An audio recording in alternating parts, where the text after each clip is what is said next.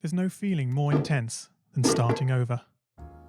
If you've broken your Scratch project moments after you've shared it, as I have, or you spent hours working on a project only to notice too late that one of your sprites has unexplainably gone missing.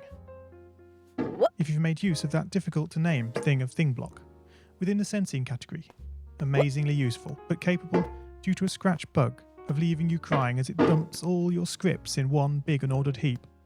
If you've made real progress coding a game over the course of the week, only to come back the next day to discover you weren't even logged in, nothing has been saving.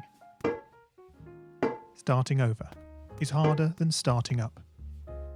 If you're not ready for that, like if you've already had a bad day at school, then what you're about to go through may be too much.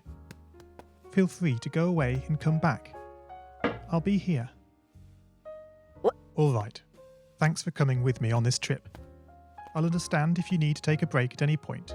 Just find a safe place to stop and remember to pause the game by pressing P.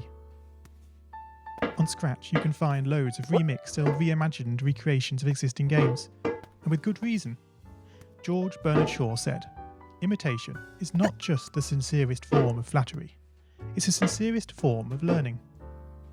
This game is a recreation of a game that came out in 2017, titled Getting Over It with Bennett Foddy. That game in turn was a homage to a free game that came out in 2002. Both games involved dragging yourself, using a hammer, up a mountain assembled from assets and objects sourced from many other games. It seems appropriate then that, when trying to recreate Getting Over It in Scratch, that we should construct our mountain from the same assets used in literally millions of Scratch projects, the unmistakable contents of the Scratch costume library. Unlike Unity or Unreal, Scratch does not provide you with a built-in physics or 3D rendering engine. There's no state-of-the-art debugger, you can't even pause your scripts. We are forced to program old school. Our experience capped at 30 frames per second on a 480 by 360 pixel stage. But these very restrictions force us to experiment, to think out of the box, to grow as developers as we become masters of all things Scratch. And let's not forget, what we lack in technology, we make up for in community. This fantastic bunch of budding software engineers, building, learning, creating, playing, remixing, as diverse a group of people as the very Scratch assets we now so skillfully attempt to ascend.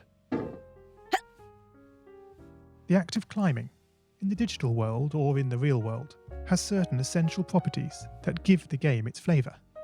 No amount of forward progress is guaranteed. When you start Getting Over It, you're standing next to a dead tree, which blocks the way to the entire rest of the game.